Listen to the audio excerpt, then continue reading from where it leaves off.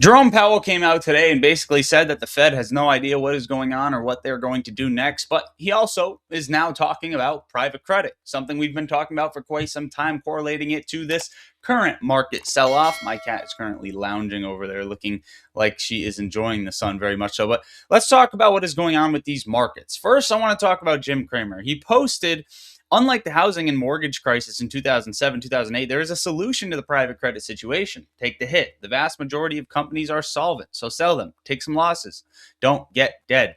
Now, every time Jim Cramer is wrong, no matter what, which means there's not a fix to this private credit market, this private credit situation. But I do have a fix. It's called let them burn. And that's exactly what is technically happening as defaults continue to rise. Now, on top of defaults continuing to rise, U.S. oil rises 3.9%, hitting an intraday high of $103 per barrel. Systemic selling of U.S. equities has been flying off the charts. You can see right here, the CTAs, the commodity trading advisors, or just think algorithmic trading funds, have been continuously selling. They have sold 85 billion in US equities over the last 30 trading sessions, marking the largest 30-day scale of sales since 2020 pandemic, which is exactly the timeline we have been continuously bringing up in these markets.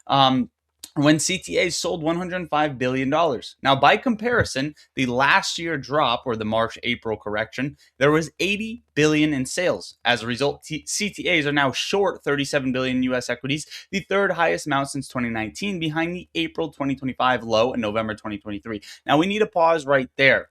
CTAs are short almost $40 billion on U.S. equities.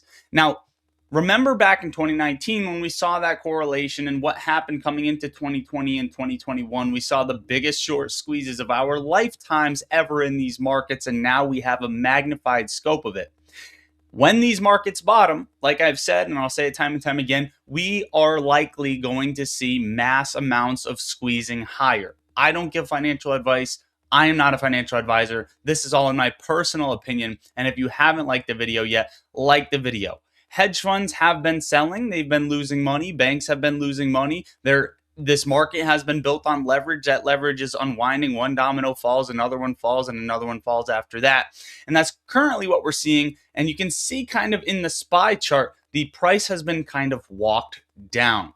Now, we go and we take a look and we see that banks have loaned out nearly $500 billion last quarter to keep the market alive. But it's not just this. We've seen several other charts that correlate to even banks being in trouble, right? So we look at the weekly. What does the SPY show? Well, the beginning of this week, not so hot. Yeah, we gapped up a little bit and we're building a candle in this weekly candle, but we're coming down right now with some steam to test the low of the last candle towards 633. And it looks to me like we're going to sell off even further. Now, this is this beautiful parallel channel, a descending channel, I should say, that the SPY has been trading in right now. And the price has basically just been walked down this entire time. Where are we going to go from here? Well, if we continue to get walked down on the SPY, we should technically see 620 by very early April, and maybe even 613, 600, so on and so forth, which are the levels that I have been watching for. If we see a bounce out of these stocks, where are we going to go? Well, now 649, 650 is probably going to be your resistance level before another sell-off. Ultimately, that's what it's looking like, and it's looking like 620 is almost guaranteed, in my opinion, not financial advice again, but 613 still likely, 600 still likely. 620, very likely. I'm still sitting in puts, and we're still seeing momentum kind of build on the VIX, which is a very, very scary and dangerous thing to see, right? We saw how high it got during the 2025 crash, and we are not even close to that yet. Now, I can tell you right now, several stocks, and in my opinion, the market sell-off isn't over. Several stocks, big tech, Apple, breaking below structural support. Google, same thing, testing it. Nvidia, same thing, faked out to the upside, not holding structural support kinda right now, right? Same thing with Nvidia, breaking below this support level. And this is something that I wanted to bring up, very important, right? First of all, we can see today dark pool trades on the SPY very high, right? We can see a lot of selling is happening right now. And this is just something that we have in Discord that we have access to. There's one thing I want to talk about, and it's the Nvidia puts we called out on Discord For May 17th, $170 strike, target 164 to 157 with a little bit of a stop loss. We are now very much so in those profits, heading down towards that 164, 157 range. And I do think that will be hit and possibly even going lower. Now, what we can see as well is we had some beautiful call outs on some AMC calls in Discord. There's somewhere over here, but somebody was just talking about them right now, right? Shout out those AMC calls.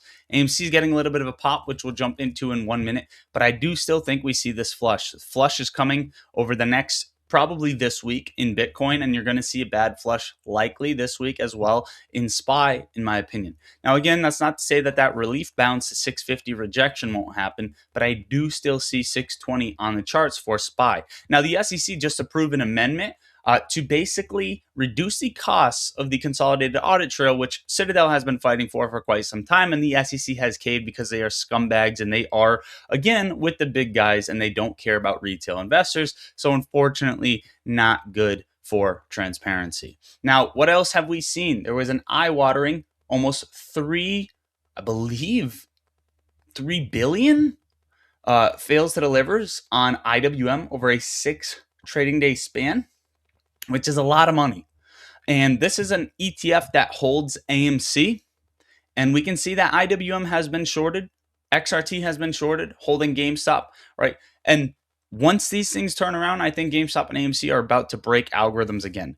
Notice how the SPY is almost going red and GameStop is up 1.5% as well. We didn't get this gap down yet, but I still think that gap down is here in these markets. Same thing for AMC.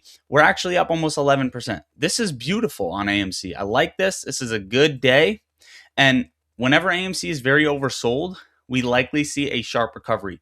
But this is the point I wanted to bring. I'm not predicting right now that we go straight up, which is a possibility if the market squeeze from here.